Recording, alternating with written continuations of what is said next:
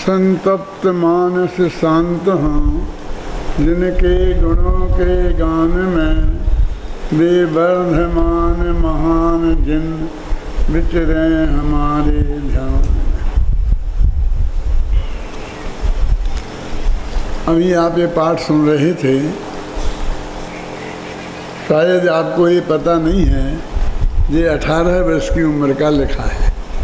पहले मैंने कई दफ़े कहा है कि 10 अध्याय उस समय के लिखे हुए हैं और बाकी 11वां 12 भावना का है और 12वें से फिर अभी नया लिखा है जो लगभग आपको पहले सुना दिया गया है। इसलिए कल एक आध दिन मैंने कहा था कि थोड़ा पुराना भी देखें, ऐसा ना कि वो तो ना मालूम कैसा होगा क्या होगा, उसमें जो कहते हैं श्रृंगार रस ही श्रृंगार रस है। अभी आपने ये सुना तो इसमें क्या कमी थी? आपको ऐसा कुछ लगा कि जो हम इतने दिन से सुन रहे हैं उससे ये कोई हटकर है कि कमतर है कि कमज़ोर है? मुझे तो नहीं लगता। मैंने बराबर उसकी संगति बैठाई है। क्या ये जो नेमिनाथ का चिंतमन कल नाटक हुआ था उसमें भी आपने सुना था कि जब एक तो सबसे पहले मुद्दे की बात वो है कि नेमिनाथ भगवान जिस कुल में तीर्थंकर पैदा होते हों और जो इतने महान कुल हों कि जिसमें नारायण भी पैदा हुए हों, उनमें कोई मांस भक्षी लोग होंगे और फिर वो नेमिनाथ तीर्थंकर की बारात में जाएंगे। ये बात मेरे गले बिल्कुल कहीं नहीं उतरी। दिक्कत ये है कि लिखी तो है। फिर मैंने देखा कि क्या लिखा है। ये लिखा है कि पशुओं का बंधन देखकर और क्रंदन सुनकर, माने उनके बंधे देखा, उन्हें बंधन में पड़े देखा और उनका जो रम्हाना करना है, जो भी रोने का तरीका है, वो आक्रंदन देखा और इन्हें वैराग्य हो गया। बस खत्म। अब इसमें एक कहाँ आती है कि ये आए हैं राजा लोग तो उनके भोजन के लिए, ये भोजन की सामग्री तैयार करने के लिए इन पशुओं को बांधा है। ये बात हमारे फिर ऊपर से जिनने भी लिखी है उनने अपनी कल्पना से जोड़ ली। क्या इनको पता ही नहीं है, उन कल्पना करने वालों को भी ये होश नहीं है। ऐसा होता है। आपने ये शिविर किया तो गेहूं कब से धोना शुरू किया था? आपने जो भोजन सामग्री तैयार की थी 15 तारीख से शिविर था तो 14 तारीख को की होगी। और जब शिवरार्थी आ रहे होंगे तब मैदान में गेहूं सूख रहे होंगे। 1 महीना पहले से की तो नेमिनाथ की बारात आ गई और उनके लिए भोजन के लिए वो पशु जो कटने थे उनके हिसाब से वो अभी बाड़े में ही बंद हैं।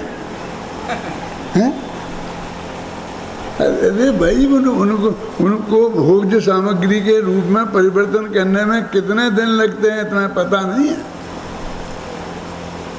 एक एक पशु की मेडिकल जांच होती है।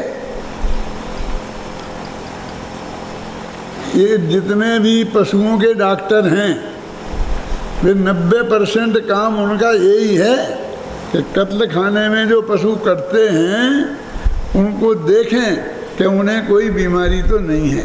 यदि उन्हें कैंसर हुआ तो जितना भी लोग उसका मांस खाएंगे सबको कैंसर हो जाएगा।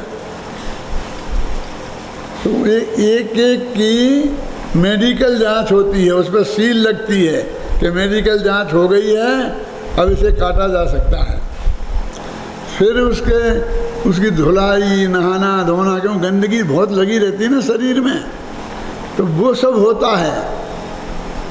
ऐसी बड़ी लंबी प्रक्रिया है जो हफ्तों में समाप्त होती है, तब जाकर के वो चीज़ें बनती हैं। तो ये कह रहे हैं यहीं खड़े थे, ये बात ही एकदम गलत है। और फिर अपन बनिए लोग पंचकल्याणकों में कल भी खड़े किए थे यहाँ पशु, नहीं पता ही नहीं है कौन पशु करते हैं, चाहे जो खड़े कर देते हैं। सिर्फ जानते हैं आप, मांस सिर्फ गाय का बकरी का ही खाया जाता है। 2-4 पशु ही हैं जो शाकाहारी ही हैं, किसी मांसाहारियों का मांस कोई नहीं खाता। शेर को किसी ने आज मार तक नहीं खाया, तो चाहे जो खड़े कर देते हैं, जो कभी काटे ही नहीं जाते हैं, तो उन्हें इतना भी पता नहीं है कि किन पशुओं को काटा जाता है।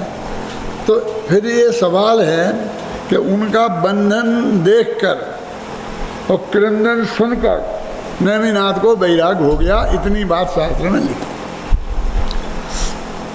तो मेरा ये कहना है कि नेमिनाथ की शादी कब हुई थी? मानो सावन के महीने में, सावन सुदी छठ के दिन बारात गई थी नेमिनाथ की। जब ये बात कहते हैं तो हिंदी वाले कहते हैं कि सावन में शादी होती ही नहीं, क्यों गप मारते हो? ये तो आषाढ़ के महीना आता है और कौन सी नौमें होती है, भड़ैया नौमें क्या बोलते हैं, और शादियाँ बंद। लेकिन गुजरातियों की होती है। मैंने कहा था एक दिन कि गुजरातियों के बहुत निमंत्रण कार्ड मेरे लिए बरसात में भी आते हैं। नेमिनाथ भी गुजराती थे ना, थे तो यूपी के, यहाँ के थे, मथुरा के आसपास के यादव लोग, लेकिन वहाँ चले गए थे गुजरात में। वो तो मैंने कहानी आपको बताई थी थोड़ी। तो उसमें उसी दिन, जिस दिन उनको बारात गई थी, उसी दिन बैराग हुआ ना बारात में ही। तो दीक्षा कल्याण की तिथि और उनकी शादी की तिथि एक ही है। जो होनी थी वो शादी तो हुई ही नहीं। ख्याल में मेरी बात ख्याल में आई कि नहीं आई? तो वो क्या था, सावन का महीना था। अब इतना तो आप जानते हैं कि गायें सावन में बच्चे देती हैं, बछड़े देती हैं, भैंसें भादों में देती हैं, जानते हैं? गायें सावन में देती हैं, भैंसें भादों में देती हैं, कुंवार में घोड़ियाँ बच्चे देती हैं, और कार्तिक में कुत्ते बच्चे देते हैं। ये जानते हैं आप कि नहीं? इनके सब नक्की हैं, सबके महीने नक्की हैं। देख लेना, अब अनुभव करके देखना तुम्हारे गाँव में, मोहल्ले में। तो सावन का महीना था और गायों ने ताजे ताजे बछड़े दिए थे। ये सब मैंने अपने दिमाग में सोच करके 18 वर्ष की उम्र में वो बात लिखी। क्या? तो जब इनकी बारात जा रही थी, बारात शाम को जाती थी, तो रोड को रोक दिया गया था। आज भी कोई बड़ा नेता आता है तो रोड के दोनों तरफ बल्लियां बांध के रोड को रोक दिया जाता है, और घंटों रोड रुका रहता है। तो ट्रैफिक कितना परेशान होता है, वो डाइवर्ट कर देते हैं, यहाँ से नहीं जाएंगे, यहाँ से जाएंगे। तो गायों के आने का समय था और इन्होंने रोड को रोक दिया था। तो गायें वहाँ इकट्ठी हो गई रोड के किनारे। वो बल्लियाँ बंधी थी ना, ऐसी देव लगी ना किनारी, ऐसी बल्लियाँ बंधी थी। वो बल्लियों के पीछे सारे पशु जो जंगल से आए थे, पालतू पशु, खासकर गायें जो काटी जाती हैं, वो वहाँ खड़ी थी।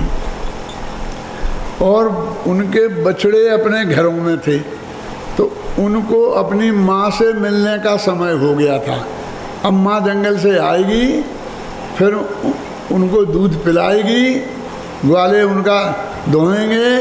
तो वो सब समय था, इसलिए उनमें भी बहुत उत्सुकता थी। और जो नेमिनाथ की बारात की वजह से अनावश्यक देरी हो रही थी। रुकी हुई थी। गाने वाले, नाचने वाले धीरे धीरे धीरे धीरे मस्ती से जा रहे थे। तो नेमिन और फिर रमा रही थी गायें अपने बछड़ों से मिलने के लिए, बछड़े रमा रहे थे अपनी माँ से मिलने के लिए।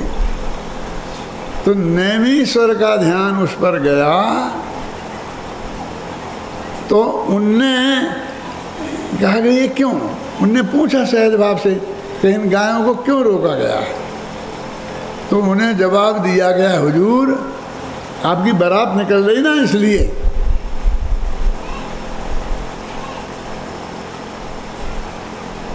तो किसने कहा?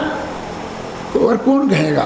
सम्राट जो नारायण थे, 3 खंड के मालिक, श्री कृष्ण की आज्ञा से ही रोके गए कि जब तक बारात निकलना जाए अच्छी तरीके से। तो 56 कोटि आदमों की बारात कितनी लंबी होगी? 56 कोटि माने 56 करोड़ नहीं, 56 प्रकार की। जैसे अपन जैनी है ना, तो जब भी अपन 56 अपन 84 प्रकार के हैं। कौन? खंडेलवाल, अग्रवाल, परवार, गोला पूरब, गोला लारे, ये जातियाँ होती है ना। ऐसे यादवों की भी 56 जातियाँ थीं जो द्वारका में रहते थे। तो 56 कोटि के माने 56 प्रकार के यादवों की बारात थी, पूरे यादव लोग आए हुए थे उसमें। तो लंबा वो ट्रैफिक होने से वो बहुत लेट हो रही थी गायें अपने बछड़ों से मिलने के लिए, तो वो रमा रही थी। तो कहा कि आपकी बारात की वजह से कि आज भी देखो ये नेताओं लोग गाँव में आते हैं तो जब इनके निकलते हैं किसी रोड से तो ट्रैफिक को रोक दिया जाता है। अब कोई महिलाओं को, माँ बहन को डिलीवरी होनी है और लेके जल्दी जल्दी भाग कर अस्पताल जा रहे हैं और वहाँ ट्रैफिक रोक दिया है, वो घंटा 2 घंटा रोक दिया तो वहीं पे डिलीवरी हो जाएगी, है ना। दिक्कत कितनी कितनी दिक्कतें होती हैं।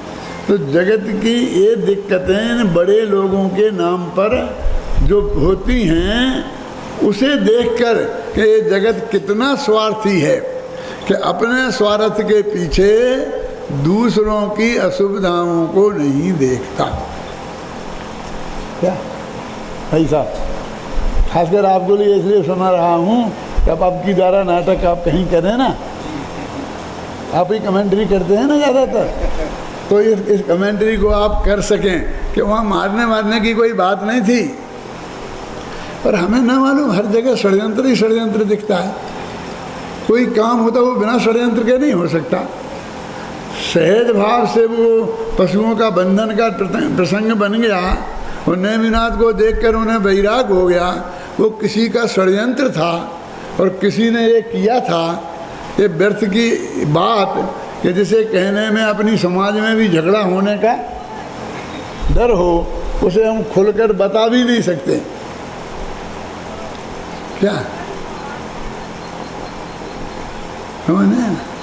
ये जब मैंने लिखा था तब वो अंश कुछ आया था। क्या फिर मैंने अभी जो बदला है बस वो ही अंश बदला है और इसमें से कुछ नहीं बदला, वैसा ही का वैसा है 10 अध्याय में। लेकिन कौन सा अंश कि वो आता है ना धोती धोने का मामला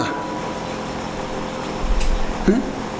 और जो लड़ाई का मामला आता है श्री कृष्ण का, और जो आता वो श्री कृष्ण ने पैर जमा दिया तो पैर भी नहीं उठा सके, उंगली कर दी तो उंगली, हाथ भी नहीं हिला सके, उंगली भी नहीं मोड़ सके। तो वो मैंने वो श्री कृष्ण के साथ वो घटना को भी हटा दिया। तो वो घटना तो चाहिए, क्योंकि घटना के बिना कहानी पूरी नहीं होती है। तो मैंने कहा वो सब जनता के साथ हुआ था। सारी जनता से कहा कि तुम सब मेरा पैर हटा दो, तो मैं हार गया और तुम सब जीत गए। और जनता ने कोशिश की, समझ में है ना। तो थोड़ा सा कि जिस तरह किसी तरह का अप्रिय प्रसंग इस महाकाव्य की वजह से न हो जाए, तो आपको बस इतने के अलावा मैंने ये सारा चिंतन जो अभी आपने सुना वो मेरा 18 वर्ष की उम्र का ही है और मेरी शादी 19 वर्ष की उम्र में हुई थी। तब मेरी शादी नहीं हुई थी।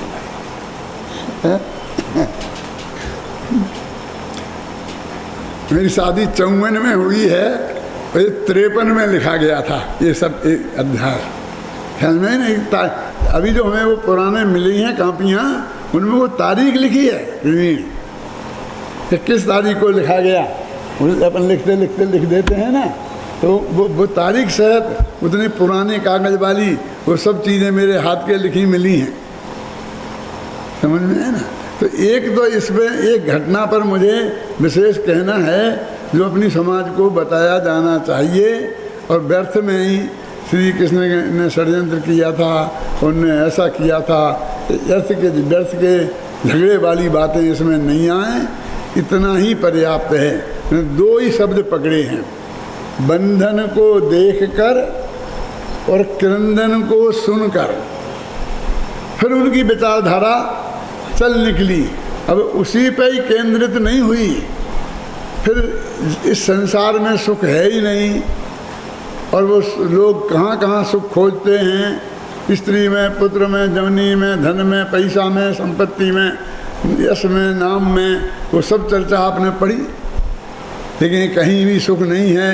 इनमें ये परेशानियां हैं, ये पूरा वर्णन इसमें उस बात का फिर लंबा चिंतन नेमिनाथ का है, ख्याल में है ना।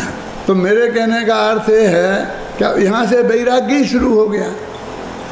इसके बाद तो वो आपने पढ़ा ही है, अनुप्रेक्षा का चिंतन करने लगे जिनेश। अब 12 भावना का चिंतन करने लग गए, तो 12 भावना में तो चिंतन कैसा होता है, और आपने मेरी लिखी भावना भी पढ़ी है। फिर तो बस अब उसके बाद में नेमिनाथ तो दीक्षा लेके चले गए। अब तो राजुल का रोने धोने के अलावा और क्या हो सकता है? अब हमने फटाफट यहाँ नेमिनाथ गए और वहाँ राजुल भी चले गए फटाफट। मेरे दिल को ये स्वीकार नहीं है, ऐसा नहीं हुआ होगा, हो ही नहीं सकता है।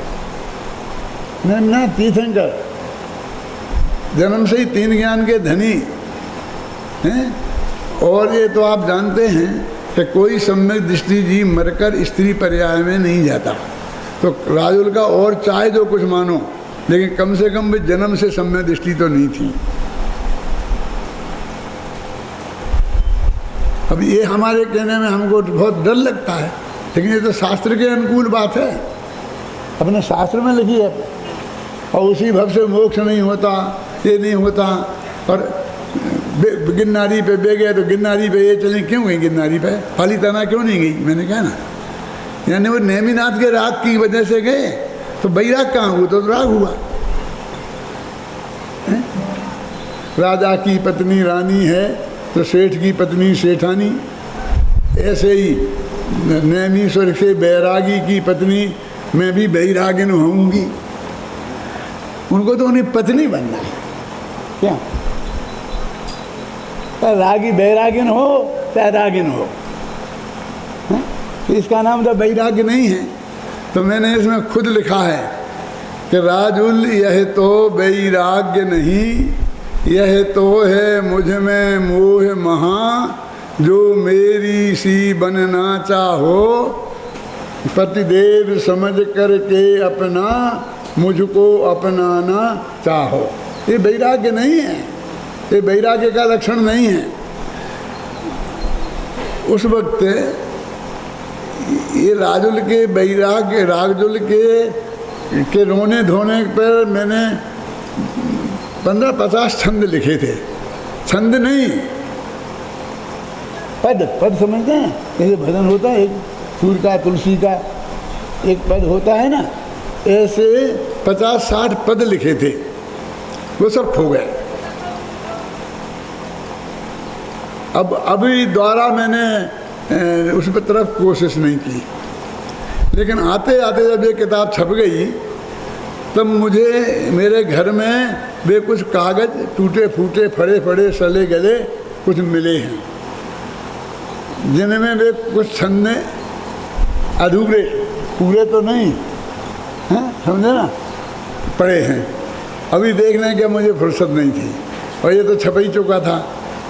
अब मैं जाके देखूंगा यदि मुझे उसमें सार कुछ दिखेगा तो हो सकता है कि वो फिर अलग से कुछ कोई किताब बनानी पड़े अथवा इसी में जोड़ कर कुछ किया जाएगा। क्या किया जाएगा ये तो भविष्य बताएगा, मैं अभी से कुछ आपको बता नहीं सकता। एक बात मैं सिर्फ ये बताना चाहता हूँ कि मैंने खुद ही आपके दिमाग में ये भर दिया कि ये पहले की जो बातें हैं वो 18 वर्ष की उम्र की हैं। उस हिसाब से देखना, जब मुझे गुरुदेव का समागम भी नहीं हुआ था, तत्वज्ञान की रुचि भी नहीं हुई थी, जैन दर्शन का गहरा अध्ययन मैंने अवश्य किया था, चारों अनुयोगों का बहुत गहराई से अध्ययन किया था, तो उसके आधार पर मैंने ये लिखा है। तो आपके दिमाग में खुद ही घुसेड़ दिया कि वो तो बेकार होगा। और आज मैंने ये अभय जी से बोला कि 9वां या 10वां कोई अध्याय सुनाओ, तो ये मालूम पड़े कि वो उसमें अकेला राग ही राग नहीं है, उसमें भी बहुत वैराग्य की बात है, उसमें भी बहुत तत्व की बात है। वो पूज्य गुरुदेव श्री जैसा तत्व ज्ञान नहीं हो जैसा कि उन अध्यायों में है, लेकिन फिर भी वो बिल्कुल उससे रूखा नहीं है। इस दृष्टि से भी उसका अध्ययन किया जाना चाहिए। वो तो एकदम जो शुरू के अध्याय हैं जिनमें नगर का वर्णन, नारी का वर्णन, पुरुष का वर्णन, बगीचे का वर्णन, ये अनिवार्य होते हैं। ख्याल में आई ना? तो वो चीज़ें हैं, उनमें भी गंदगी नहीं है। आजकल जो नाटकों में टीवी मीवी पर और आज के सिनेमा में जैसी गंदगी है वैसा कुछ नहीं है, लेकिन जो अपने मुमुक्षुओं को पूरी तरीके से थोड़ा सा नहीं पचे ऐसी कुछ बात है। लेकिन साहित्य की दृष्टि से आप पुराण पढ़ के देख लो। हरिवंश पुराण में ये लिखा है, देखना, मूल संस्कृत के श्लोकों में, फिर उसके हिंदी का अनुवाद किया पंडित पन्नालाल साहित्याचार्य ने, और ज्ञानपीठ से छपे हैं। उसमें लिखा है कि जब जल क्रीड़ा कर रहे थे, है ना, तो नेमिनाथ सत्यभामा से होली खेल रहे थे। वे उनके ऊपर पानी डाल रही थी, वे उनके ऊपर छींटा कैसी कर रही थी, समझे ना? तो वो सत्यभामा कहती है नेमिश्वर से कि तुम मेरे से ऐसा व्यवहार कैसे क्यों करते हो जैसे तुम अपनी पत्नी से व्यवहार कर रहे हो। मैं तो पैरों से जमीन पे लग रही हुई, और तुम शादी क्यों नहीं कर लेते हो? तो वो के जवाब देते हैं, मुझे शादी करने की क्या ज़रूरत है, मेरी जब इतनी भावियाँ हैं तो मुझे शादी की क्या ज़रूरत है। अब मुझे तो बर्दाश्त नहीं हुई, मैंने तो नहीं लिखी, लेकिन हरिवंश पुराण में है, और जिन सेनाचारी की लिखी है, आचार्य। मेरे कहने का मतलब जब जहाँ कहीं थोड़ा बहुत आपको ऐसा लगे, ख्याल में आई ना, मैंने तो बहुत मर्यादा पाली है, समझे ना, लेकिन ऐसा लगे तो एक दफ़े वे पुराण पढ़ लेना है, तो फिर आपको लगेगा कि नहीं उनके सामने तो इसमें 5% भी कुछ नहीं है।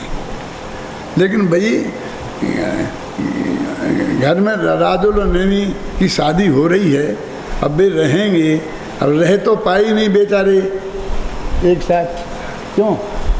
तो थोड़ा बहुत तो उनको का समागम कराना पड़ेगा ना, तो सपने में ही सही, क्यों? सपना में मिले, ऐसी बातें सोची, उनने ये जवाब दिया, ये किया, ऐसे प्रेम की बातें तो कुछ होंगी। जो शुद्ध सात्विक जो पति पत्नी हैं उनमें सहज भाव से हो सकती हैं, होती हैं, ऐसी कुछ बातें होंगी हैं। तो उसमें ये जो परस्त्री के साथ ऐसा व्यवहार करना वो अनुचित है। जो स्वस्त्री है, धर्मानुकूल व्यवहारता हुई है, तो उसके साथ रागात्मक व्यवहार नहीं करेगा तो फिर वो शादी ही क्या? और तो किसी में कुछ होता नहीं, अगर ये बातों ही बातों में 10-20 छंद होंगे क्या? क्या उनमें किस तरह की बातचीत हुई, क्या जवाब दिया, फिर किस तरह की तत्व चर्चा हुई, वो क्या हुआ, मेरे कहने का मतलब ये है कि वो सब चीज़ें भी देखने लायक हैं। अब अपने पास कल और है, कल परसों 2 दिन है क्या है, तो उनमें कोई महत्वपूर्ण अंश इसमें रहे होंगे जो दिखाने लायक होंगे, आप लोगों के पास पहुंच गई हैं। 600 किताबें आ गई और वो हमारे पास अब कुछ नहीं बची हैं। अब मैंने देखी हैं, आप कहो तो 100-200 किताबें कल आ सकती हैं। आज बोलूँगा वे ट्रेन में रखेंगे, कल आ सकती हैं। यदि कई लोग ऐसे रह गए हैं कि जिन्हें लेना हो, आप समझे ना, तो मुझे इसका पता लगेगा तो मैं फ़ोन करके बुलाऊंगा, क्योंकि फिर बाद में आ जाएंगी और आप चले जाएंगे तो फिर वो यहाँ पड़ी रहेंगी बेकार, फायदा नहीं। लेकिन वो अंश भी आप लोगों को बहुत धैर्य के साथ जो मैंने आपको मार्गदर्शन दिया है उसके अनुसार उस अंश को पढ़ना चाहिए, समझे ना। नगर का वर्णन है तो महलों का वर्णन भी है और मंदिरों का वर्णन भी है। मंदिर भी तो थे, आपकी समझ नहीं ना। देखिए इसे पहले ही पेज पर मंदिर का लिखा हुआ है, देखो पहला पेज है, बिल्कुल बैराग के पहला पेज, बीच में से निकाल के यहाँ छापा है क्या। जिन मंदिर थे उनमें अनेक मोहक ऊंची शिखरों वाले, भक्तों की भीड़ भरी भारी, भक्ति में सब सुध बुध भाले, दिग अंबर में ध्वनि छा जाती, जयमाला की आवाज़ों से लखकर प्रसन्न जन जन होता, श्री जिनवर को दरवाज़ों से। सड़क पर जा रहे तो दरवाजे से भगवान के दर्शन होते हैं, मानसम के दर्शन होते हैं। ऐसे ऐसे विशाल विशाल जन मंदिर थे। तो मंदिरों का वर्णन भी है। नगर में तो मंदिर भी होते हैं, भवन भी होते हैं और दुकानें भी होती हैं। दुकानों का भी वर्णन है, बाज़ारों का भी वर्णन है, जवेरी बाज़ार का भी वर्णन है, कपड़े के बाज़ार का भी वर्णन है। अब ये तो जैसे होंगे वैसे ही होंगे ना, लेकिन आपको एक बगीचे का वर्णन है, जैसे मैं आपको बताऊं, आपको सुनना देखना है कुछ नमूने के तौर पर। उपवन का वर्णन है, देखिए दूसरे सर्ग में उपवन माने बगीचा।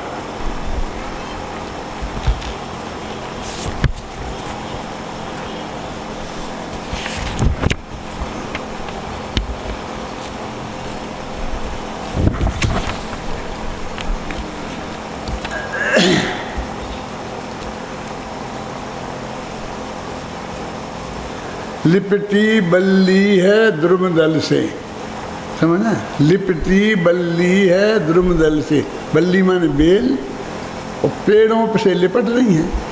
अब ये कोई गंदी बात तो है नहीं।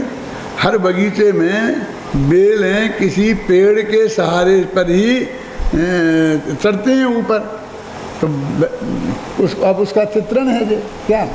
लिपटी बल्ली है द्रुमदल से, ऐसी प्रतीत मुझको होती, विक्रम सुनकर यदि भूषण का डर से पति के सन्मुख रोती। अर्धरात्रि के होने पर रणभेरी सुनो है कांप रही, पति के शुभ में शंका बिलोक मानो पति से वह लिपट रही। ये क्या है, तो कह रहे वो बेल पेड़ों से लिपट रही, तो रण की भेरी बजी। तो रण की भेरी बजी तो जो सैनिकों की पत्नियां थीं, ये क्षत्रिय सब सैनिक ही होते थे ना, श्री कृष्ण नेमिना सब सैनिक ही थे। इनकी पत्नियां थीं, वे घबराने लगी। क्यों घबराने लगी कि अब युद्ध होगा, युद्ध होगा तो मेरे पति देव उसमें अवश्य जाएंगे, अवश्य जाएंगे। तो वो बेचारी घबराने लगी, रोने लगी, और वो वैसे ही अपने पति देव से लिपट गई जैसे कि वे बेलें उन पेड़ों से लिपटी हुई हैं। ये श्रृंगार है, कोई गड़बड़ है।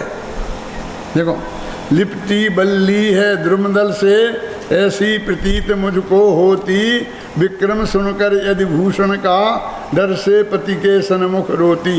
अर्धरात्रि के होने पर रणभेरी सुन वह कांप रही, पति के शुभ में शंका बिलोक मानो वह पति से लिपट रही। ऐसा है।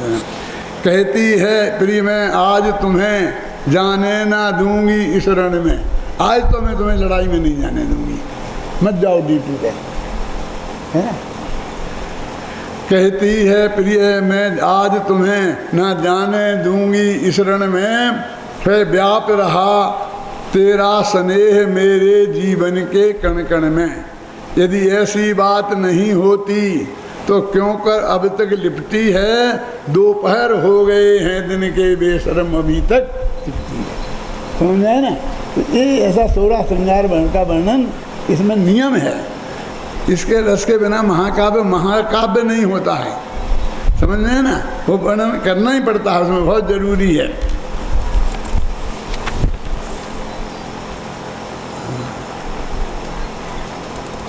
देखो अभी बंदर हैं, बंदरिया भी अपने मंगन हैं, मस्त में बसंत ऋतु है, वे भी खेल कूद रहे हैं, तो उनका वर्णन है। मरकट की चंचलता बिलोक, मन मरकट चंचल हो जाता, देखो वह मरकटी कपोल छू छू कर प्रेम जता जाता। दाड़िम बीजों को लाला कर उसके मुँह में दे जाता है, इस तरह केली कर वह मरकट आनंद बदन भग जाता है। क्या?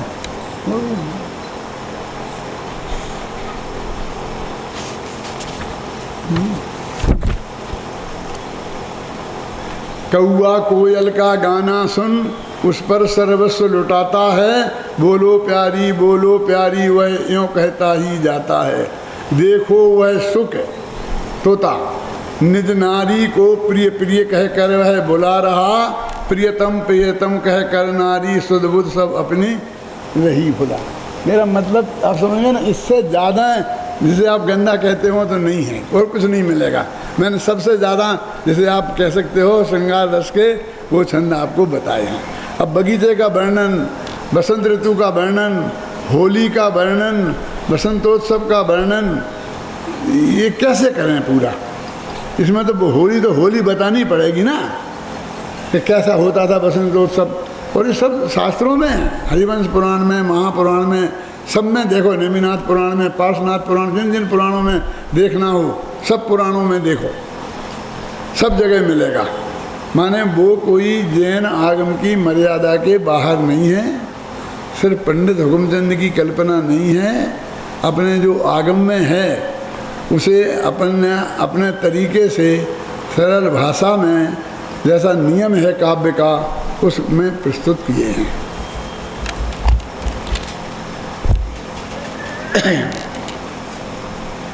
अभी है ना 15 मिनट, क्यों? अपना ज्ञान गे तत्व विभाग प्रकरण चल रहा था। ज्ञान तत्व में और गे तत्व में विभाग, 2 हिस्सों में उसे बांटना है। अपना भगवान आत्मा है ज्ञान तत्व, और सारा जगत जो आता है वो है गे तत्व। ऐसे तो सारा ही जगत गे तत्व है, फिर भी अत्यंत नज़दीक का जो शरीर है उनको गे की मुख्यता से उनने रखा, गे का प्रतिनिधि बनाया शरीर को, और आत्मा तो अपना प्रतिनिधि है ही कि इन दो के बीच में भेद विज्ञान करो। सबसे पहला और सबसे स्थूल कहो कि आवश्यक कहो, यही भेद विज्ञान है। हमारी एक आदत हो गई है कि केवल ज्ञान से भिन्न भगवान आत्मा, ये हम पहले कहना चाहते हैं, जबकि प्रवचन सार में, समय सार में सबसे पहले देह से भिन्न भगवान आत्मा की बात की, फिर राग से भिन्न भगवान आत्मा की बात की, फिर सम्यदर्शन ज्ञान चारित्र से भिन्न आत्मा की बात की, फिर केवल ज्ञान से भिन्न आत्मा की बात की, फिर गुण भेद से भिन्न आत्मा की बात की, फिर प्रदेश भेद से भिन्न आत्मा की बात की, फिर वो त्रिकाली ध्रुव भगवान आत्मा जो दृष्टि का विषय है उसकी बात की। अब ये सारी बातें अकेला मैं ही जानता हूँ ऐसा नहीं है, हमारे सारे विद्यार्थी 750 निकले हैं ना, सब जानते हैं। अभी आप गुरुदेव के प्रवचन को सारांश बताने का उन्हें मौका मिलता है तो कितनी गहराई से बात करते हैं, वो सब जानते हैं। हमको तो उन्हें ये समझाना पड़ता है कि बेटा ये आचार्यों ने, कुंद आचार्य तुमसे छोटे नहीं थे कि तुम हो बड़े पंडित और कुंद थे छोटे। उनने भी देह से भिन्न भगवान आत्मा से भेद विज्ञान शुरू किया। ये देखो जो अधिकार, ज्ञान गे भावाधिकार। और जब ये 93वीं 94वीं गाथा है ना, कौन से ज्ञान गे तत्व प्रज्ञापन की है, तो उसमें उन्होंने कहाँ से शुरू किया कि पज्जय मूढ़ा ही पर समया। जो पर्याय में अपनापन करे वे मूढ़ हैं और वे पर समय हैं, मिथ्या दृष्टि हैं। लेकिन जब नीचे टीका में लिखा तो पर्याय का अर्थ केवल ज्ञान नहीं किया, वहाँ भी यही असमान जातीय द्रव्य पर्याय मनुष्य देव, इन पर्यायों को ही पर्याय मानकर और उनमें अपनापन करने वाले को मिथ्या दृष्टि कहा है। पढ़ना उसमें आप। और अब ये ज्ञान के व्यवहार का अधिकार आया तो इसमें भी आरंभ से लेकर यही बात बताई है कि तुम सारी दुनिया को दो भागों में बांटो, एक आत्मा और एक शरीर। क्योंकि अत्यंत नजदीक का परद्रव्य ये शरीर ही है। टोडरमल जी ने मोक्ष मार्ग प्रकाशक के 76 पेज पर एक प्रश्न उठाया है कि तुम ये कहते हो कि अनादिकाल से मिथ्या दृष्टि है हमारा जीव, और उसके में कौन सा मिथ्यात्व है? तो कहते देह में एकत्व बुद्धि वाला मिथ्यात्व उसके है। वैसे तो मिथ्यात्व पूरा ही है जो भी है, लेकिन अभी केवल ज्ञान क्या होता है वो जानता ही नहीं है ना। तो देह में एकत्व बुद्धि वाला मिथ्यात्व है। तो उनका देह में एकत्व बुद्धि उसके कैसे हो गई? तो उन्होंने बहुत बढ़िया समझाया है कि अनादिकाल से यह आत्मा देह में है, देह के संयोग में है। तो उसकी जो एक इंद्रिय ज्ञान है, उस ज्ञान का गे वो देह ही बनती है। और जो आत्मा का ज्ञान का गे जो बने उसमें अपनापन कर लेता है, इसलिए आत्मा ने उसमें अपनापन कर लिया। आत्मा में एक श्रद्धा गुण नाम का गुण है। क्या काम है उसका?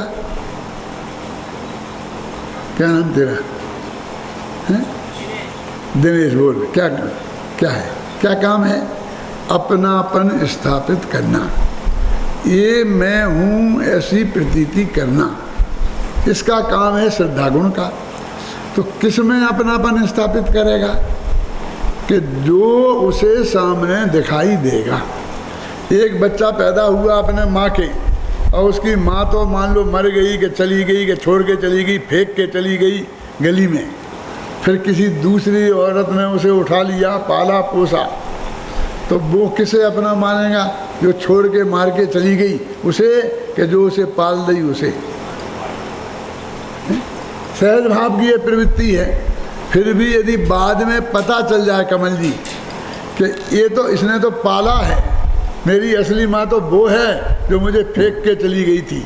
फेंक के जाने वाली माताएं अकेले इसे 21वीं शताब्दी में ही नहीं होती हैं।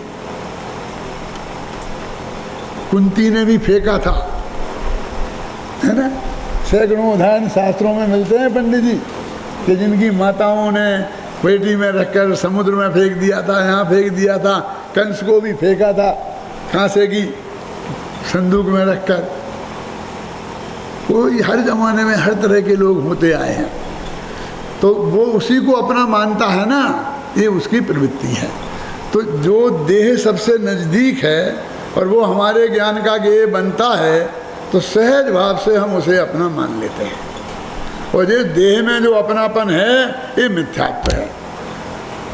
तो टोडरमल जी से प्रश्न किया कि भाई एक इंद्रिय के बहुत कम ज्ञान है, पर्याय नाम का ज्ञान होता है। पर्याय नाम का ज्ञान माने सबसे छोटा, छोटे में छोटा, जिससे कम ज्ञान होता ही नहीं। अक्षर के अनंत में भाग। बोलो।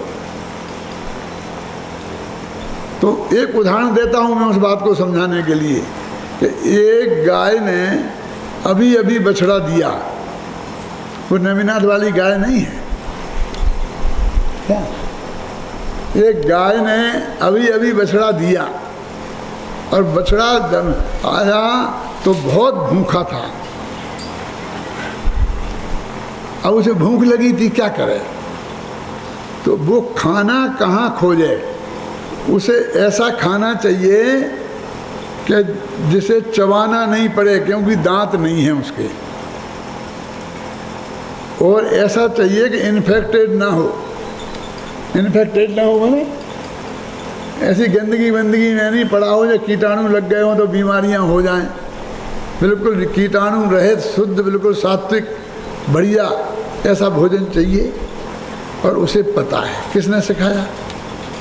कि यहीं कहीं आस पास मेरे लिए ऐसे भोजन का इंतजाम है कि जो मैं बिना दांतों के आराम से ग्रहण कर सकता हूँ और उससे कोई इन्फेक्शन नहीं होगा।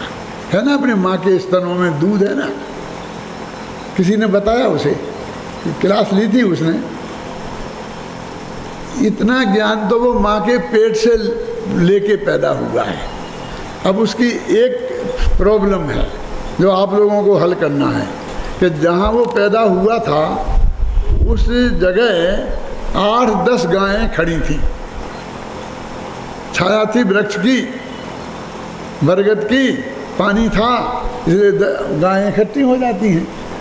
अब उन 10 गायों में उसे ये पता नहीं था कि मेरी माँ कौन है। माँ सब तो वो नहीं जानता था, लेकिन कोई एक ऐसी है जिसके स्तनों में दूध है और मैं पीऊँगा तो मैं जिंदा रहूँगा, इतना उसे पता है बिना बताए।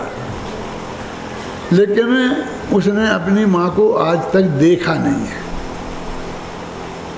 शक्ल नहीं देखी। तो इन 10 गायों में नंदकिशोर जी वो कैसे तय करे कि मेरी माँ कौन है? बहुत कठिन काम है ना, लेकिन एक तरकीब है और वो कर लेता है काम। कि वो किसी की गाय के पास जाता है तो वो उसे सींग मार के भगाने की कोशिश करती है, कोई रुचि नहीं दिखाती है, दूर भगाती है। और वो शरीर में बहुत गंदगी लगी है, उसके माँ के पेट से निकला था ना, जाला में लिपटा था, बहुत गंदगी थी, तो कोई उसका हेल्प करने को तैयार नहीं था। लेकिन एक गाय उस गंदे शरीर को अपनी जबान से चाट चाट के साफ करती है। क्यों? कितनी गंदी चीज़ है, और जबान से क्या करे? हाथ से तो उसके चलते नहीं, जिसे साफ कर दे, धुला देवे। तो वो बच्चा समझ जाता यही मेरी माँ है, अन्यथा ये मेरा गंदा काम नहीं करती। इसलिए वो सारी गायों से भेद विज्ञान करके अपनी एक माँ को खोज लेता है। ये रोजाना होता है, देखना आप आसपास में आपके। अब माँ को तो खोज लिया, अब उसे ये भी पता है कि इस माँ के ही शरीर में कोई अंग ऐसा है जिसमें से मेरे लिए दूध की, मैंने भोजन की व्यवस्था है। उसे ऐसा भी पता है कि ये 2 खंबे जैसे पैर हैं ना, इनके बीच में है वो चीज, नहीं तर वो जाकर आगे के पैरों के बीच में मुंह क्यों मारने लगता है? ये तो किसी ने बताया नहीं उसे ना, क्योंकि इतना पता है उसे कि ये 2 पैरों के बीच में है वो। अब वो आगे पीछे का भेद विज्ञान नहीं कर पाया, तो आगे के पैरों में के बीच में मुंह मारने लगता है।